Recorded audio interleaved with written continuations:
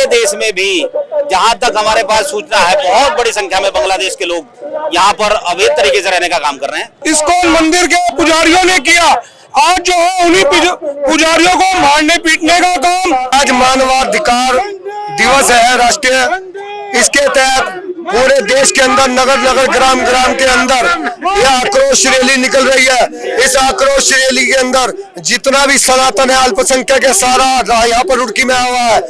मेरे परम मित्र आपका धन्यवाद। आज सनातन जाग चुका है, सनातन सोया हुआ नहीं है। अगर विधर्मी सोचते हैं कि सनातन ने अपनी तलवारें रख दी है, जंग आ गया है, तो यकीन मानना तलवारें हमारे पास आज भी है, उन्हें निकालने की देर है सिर्फ। जय फिर बदलेंगे।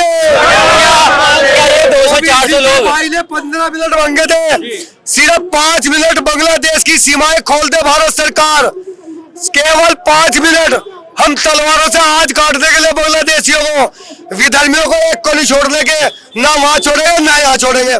लेकिन ये रुड़की में 150-200 ही लोग मुझे दिखा है। ये 150-200 नहीं है, ये 1.25 लाख से एक लड़ाऊ है। ये सारे गुरु गोविंद सिंह की संतान है, अहिल्या बाई होलकर की संतान है, ये झांसी की रानी की संतान है। मित्र आपने कैसे कह दिया ये 100-200 लोग हैं, ये 1.25 लाख से एक लड़ाऊ है। महिला मोर्चे की आप बात करते हैं कि महिला बहुत सारी सम्मान में, यहाँ महिला मोर्चा कंधे से कंधा मिलाकर मोर्चा है, वो सनातन मोर्चे के तहत यहाँ भाई बहन बेटियां सभी लोग आए हैं। मित्र भारद्वाज जी आप क्या कहेंगे जन आक्रोश रैली में? मैं ये कहूंगा कि हिंदू जाग चुका है, हिंदू एक हो चुका है। हिंदू के लिए आप कायरता मत समझना, हिंदू सबसे आगे है। हिंदू विश्व का गुरु बनेगा, विश्व में हिंदू इतिहास सम्मानित होगा, विश्व में हर हिंदू जागेगा, हर हिंदू एक है। हिंदू अब बोल चुका है, हिंदू घर से निकल चुका है, और हिंदू के पास शास्त्र भी है और शस्त्र भी है। हिंदू कहीं कमजोर नहीं है। हिंदू तलवार लेके और अपने शास्त्रों से अपने इष्ट देवताओं को मानता हुआ हिंदू बिल्कुल एक हो गया है। हिंदू जाग चुका है, हिंदू संत। अभी भारद्वाज ने कहा हिंदू जाग चुका, लेकिन क्या भारत के अंदर शेख हसीना को मोदी जी ने पनाह दी है, वो गलत था? पहले तो आप अपनी काउंटिंग सही करें, 200 आदमी नहीं है, ये झांकी है, पिक्चर अभी बाकी है। हाँ, मुकाबले में न रहे पाकिस्तान और बांग्लादेश, उनके दिमाग में है कि जैसे बांग्लादेश से तख्ता पलट हो गया, यहाँ उनका जो है नाम निशान मिटा देंगे भारत का। हिंदू अगर एक होके अगर उनके पीछे लग गया तो उनके हाथ में कटोरा दे देगा, भीख मांगने के लायक छोड़ देगा। वहाँ सिर्फ जिहादी कट्टरपंथी सभी धर्मों को अत्याचार कर रहे हैं, खाली हिंदुओं में नहीं, और भी धर्म है, सिख है, जैन है, बौद्ध है, सभी को वहाँ परेशान कर रखा है। और उनके दिमाग में है कि इन्हें निकाल के 47 वाली स्थिति ला दें। ये पाकिस्तान और बांग्लादेश नहीं है, भारत है। यहाँ पूरे विश्व की शांति के लिए पूजा करी जाती है। सर्वे भवन्तु सुखिनः सर्वे निरामय का मंत्र लेके चलते हैं, और इसके माध्यम से हम सिर्फ यही बताना चाहते हैं कि अभी जो आप काउंटिंग बता रहे हैं ना 200 की, ये 200 नहीं है, हर आदमी के साथ में 1000 आदमी जुड़े हुए हैं, और ये एक टेलर है। अगर अभी नहीं सुधरे तो हम उनकी हर हिसाब से बुद्धि ठीक कर देंगे। मेरा सवाल फिर से मैं दोहराऊंगा, क्या मोदी जी ने जो भारत के अंदर शेख हसीना को पनाह दी थी, ये भारतीय संस्कृति सभ्यता है या फिर ये गलत स्टार्ट है? ये संस्कृति की सभ्यता नहीं है, ये अंतर्राष्ट्रीय राजनीति और रणनीति है, उसके तहत है। और कौन सा देश है हम इस लायक है कि हम उन्हें पनाह दे सकते हैं? उसपे बांग्लादेश पे अगर कुछ बिगड़ रहा है तो बिगाड़ लेना।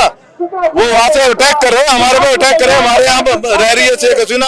ये अंतर्राष्ट्रीय राजनीति को देख के एक पीड़ित आदमी को हम शरण देते हैं। हिंदू धर्म में यही तो है। हम भी आप भी हम मुस्लिम बच्चों को यहाँ खाना खिलाते हैं, वो देखते हैं अनाथ है वो, तो इसलिए उस हिसाब से वो आज वो संकट में है। वो भारत के प्रति वफादार थी। वो ये कट्टरपंथी जो पूरे विश्व में अपना झंडा चलाना चाहते हैं, अपना डंडा चलाना चाहते हैं, उनको मुंह तोड़ जवाब देने के लिए भारत सरकार ने शेख हसीना को अपने भारत में रखा है।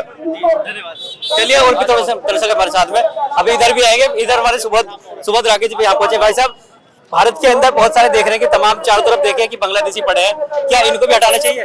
देखिए, निश्चित रूप से घुसपैठ या कोई भी हो, अगर वो किसी दूसरे देश में जाके अतिक्रमण कर रहा है तो निश्चित रूप से वहाँ की सरकारों को उस पर ध्यान देकर उनको वहां से अपने देश से बाहर निकालकर अपने देश में भेजने का काम करना चाहिए। ये कोई भी हो, कहीं भी किसी भी व्यवस्था कहीं की भी किसी भी देश की हो, वो हर जगह की बात है। हमारे देश में भी जहां तक हमारे पास सूचना है, बहुत बड़ी संख्या में बांग्लादेश के लोग यहाँ पर अवैध तरीके से रहने का काम कर रहे हैं। उनको भी निश्चित रूप से यहाँ पर निकाल कर उनके देश में वापस करना चाहिए। आज जो ये आक्रोश रैली निकाली है, चिंगारी जल चुकी है भारत के अंदर, इससे बदलाव क्या हो सकता है? देखिए, बदलाव निश्चित रूप से होगा। जिस प्रकार से बांग्लादेश के कट्टरपंथियों ने वहाँ के हिंदू समाज के लोगों के साथ बर्बरता करने का काम किया है, माता बहनों के साथ बलात्कार करने के बाद उनकी हत्या करने के काम हो रहे हैं, ये जघन्य हत्याकांड वहां पर हो रहे हैं, तो निश्चित रूप से हमारे देश के प्रत्येक वर्ग के लोगों ने इस पर रोष प्रकट किया है और करना भी चाहिए। यहाँ पर जो अच्छी मानसिकता के लोग हैं, वो सर्वधर्म के लोग हैं, सर्वधर्म में ऐसे लोग होते हैं, सभी लोग चाहते हैं कि इस प्रकार की बर्बरता नहीं होनी चाहिए।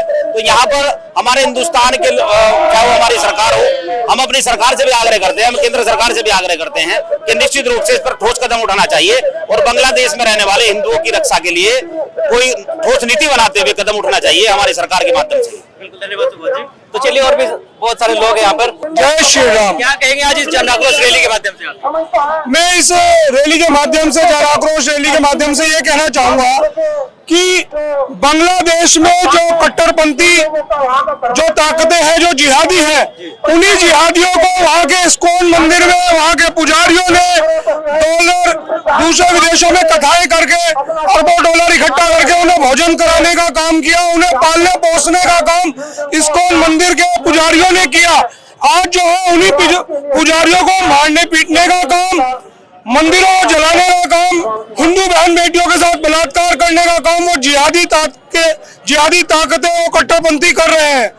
अगर समय रहते हमने अपनी आंखें ना खोली तो वो दिन दूर नहीं है जब ये सब भारत में भी होगा।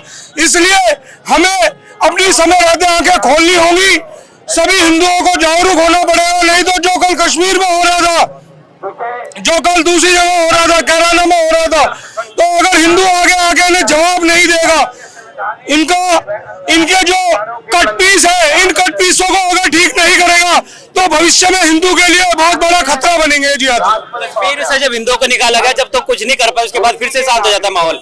क्या अब ये 2 दिन के बाद ही शांत होने वाला मामला? ये क्या है कि जब हिंदू का आक्रोश दिखता है उस समय ये शांत हो जाते हैं, और जिस समय फिर थोड़ा सा हिंदू शांत होता है तो फिर थोड़े से ही अपना काम करना शुरू कर देते हैं। जातियों में बटे हमारे हिंदू, क्या एक हो पाएंगे? हिंदू अगर एक नहीं होगा तो बहुत बुरी तरह से कटेगा, बटेंगे तो कटेंगे, हिंदू को एक होना ही होगा। बटेंगे तो कटेंगे नारा पूरे भारत में गूंज रहा है लगातार, अभी कुछ कहेंगे बटेंगे तो कटेंगे। देखो, ये स्थिति तो पैदा हो ही रही है, जहाँ पे भी हिंदू कटा है वहाँ पे कटाई है, और ऐसे ही आप देख लीजिए पाकिस्तान में भी यही हाल हुआ है, बांग्लादेश में भी आज यही हाल है, और भारत की डेमोग्राफी बिल्कुल चेंज हो चुकी है। आप देखिए तमिलनाडु, केरल, मिजोरम और अब नागालैंड और इस तरीके के जितने भी सीमावर्ती जो राज्य हैं, आज सभी को इसका सामना करना पड़ रहा है। और आने वाले समय में अगर भारत का हिंदू नहीं चेता, नहीं जागा, तो जो आज बांग्लादेश में हिंदुओं के ऊपर अत्याचार हो रहे हैं वो कहीं ना कहीं भारत में भी देखने को मिलेंगे, और उस वक्त हिंदुओं के पास कोई रास्ता नहीं होगा। इधर आप देखेंगे तो चीन और पाकिस्तान है, और इधर हिंद महासागर, सिर्फ एक ही इनके पास ये भी रास्ता नहीं होगा कि ये हिंद महासागर में जाकर के डूब मर जाए, क्योंकि वो रास्ता भी इनका बंद हो चुका है। केरल और तमिलनाडु को पूरा इस्लामीकरण हो चुका है, और इसी तरीके से धीरे धीरे आज उत्तराखंड की भी डेमोग्राफी और उत्तराखंड की भी डेमोग्राफी, हरिद्वार की भी डेमोग्राफी बिल्कुल चेंज हो चुकी है। चलिए, पूरी जानकारी ले रहे हैं। बाबू जी, आप भी आए पहुंचे, क्या कहेंगे, हिंदू बटेगा कटेगा, कहाँ चल रहा है? हिंदू तो इकट्ठा ही है, हिंदू बटेगा कहाँ? नहीं, बटे रहे, मैं तो बटेगा तो कटेगा, ये तो बात सच्ची है, लेकिन हिंदू इकट्ठा हो रहा है, बट नहीं रहा, और बांग्लादेश को होश में आने की जरूरत है। बांग्लादेश में जो बर्बरता हो रही है, बहन बेटियों के साथ बलात्कार हो रहे हैं, उनको होश में आना चाहिए और ऐसा नहीं करना चाहिए, और मानवता का परिचय देना चाहिए, जिससे, और हमने ये जन आक्रोश रैली बड़ी शालीनता के साथ निकाली है यहाँ उनके शहर के अंदर, और ये जगह जगह जन आक्रोश रैली निकाली जा रही है, जिससे बांग्लादेश होश में आ सके। और अगर आपने बलात्कार की बात की, बलात्कार तो भारत में भी हो रहे हैं, उस पर कोई रोक नहीं लगाई, पारी बांग्लादेश के अंदर कैसे रोक? आपकी बात का जवाब दूंगा। बांग्लादेश में लाइन से बलात्कार हो रहे हैं, यहाँ छुटपुट बलात्कार होते हैं और उसका इलाज किया जाता है, उसको सजा होती है। वहाँ किसको सजा मिल रही है? तो इसलिए बलात्कार वहाँ लाइन से हो रहे हैं, असंख्य बलात्कार हो रहे हैं, रात दिन बलात्कार हो रहे हैं, हत्या हो रही है। तो इसलिए बांग्लादेश को होश में आने की जरूरत है, नहीं तो उसकी अकल लेने की जरूरत है और देशों से अकल लेने की जरूरत है। तो इसलिए मैं बांग्लादेश को यही कहूंगा कि बांग्लादेश होश में आओ, वरना इलाज कर दिया जाएगा। हम भी हथियार उठा सकते हैं, हम भी यहाँ बर्बरता कर सकते हैं, लेकिन हिंदू बड़ी शालीनता के साथ पेश आता है और हिंदू अपना जो है शालीनता के साथ ही रहता है और इंसानियत दिखाता है, मानवता दिखाता है, किसी के साथ मारकाट नहीं मचाता।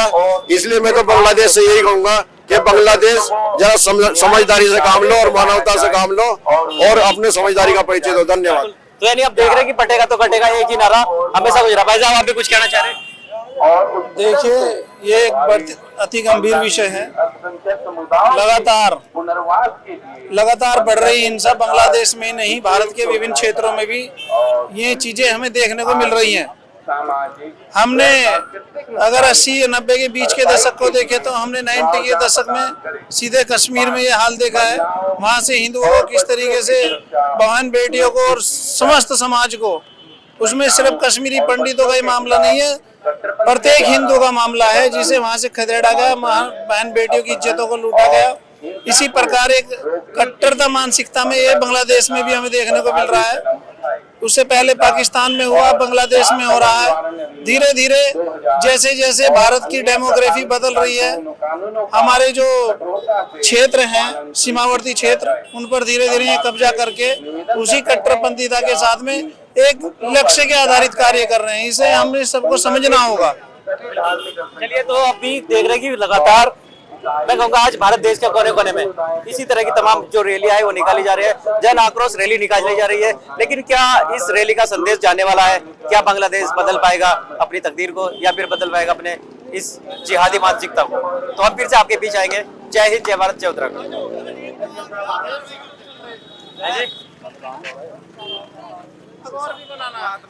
और जी भी एसडीएम साहब भी आए थे, उनको भी आप ज्ञापन दे चुके हैं, क्या संदेश रहेगा आज? देखिए, जिस प्रकार से बांग्लादेश में हिंदू और वहाँ के अन्य अल्पसंख्यकों के खिलाफ कार्रवाई की जा रही है, वहाँ की जनता लगातार कर रही है, जिस प्रकार से हम देख रहे हैं कि हिंदुत्व की आत्मा पर प्रहार किया जा रहा है। हिंदुत्व की आत्मा है संत, और हमारे संतों को जिस प्रकार वहाँ गिरफ्तार किया है, चिन्मय महाप्रभु को, तो उसका विरोध है। और हिंदुत्व के प्राण है हमारे मठ मंदिर, हमारे इस्कॉन मंदिर को ध्वस्त करके उन्होंने हमारे प्राणों पर जो है प्रहार किया है।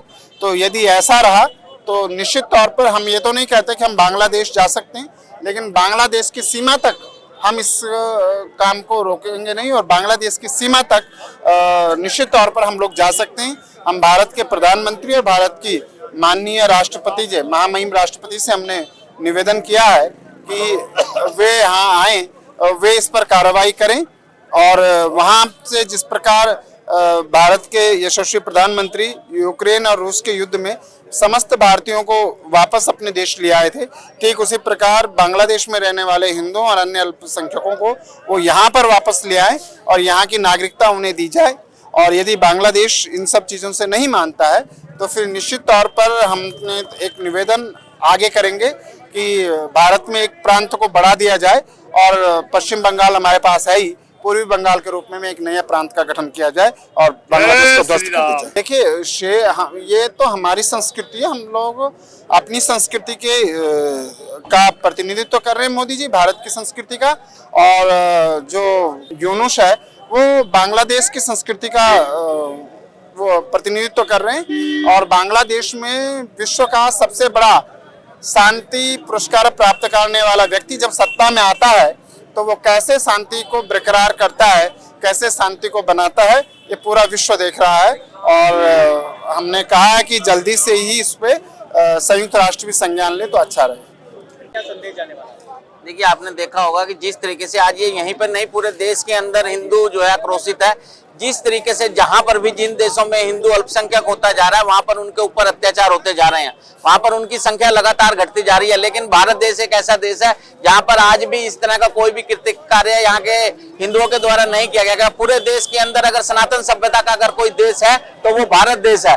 अगर हिंदुओं का कोई देश है तो वो भारत देश है। और आप किसी भी समाज का किसी भी उसका उठाकर देख लीजिएगा, उनके कई कई देश आपको इस के अंदर मिलेंगे, लेकिन भारत के अंदर आज भी इस तरह की, लेकिन इसीलिए आज हिंदुओं के ऊपर अत्याचार क्यों, आज इन सनातनियों के ऊपर अत्याचार क्यों, इन सबको जिस तरीके से इनकी सभ्यता को खत्म करने का काम किया जा रहा है, और उसके लिए इन सब से आक्रोशित होकर आज हिंदू समाज सड़कों पर उतरा है। और अगर ये अत्याचार बंद ना हुआ तो इसका जवाब दूसरे तरीके से भी दिया जाएगा।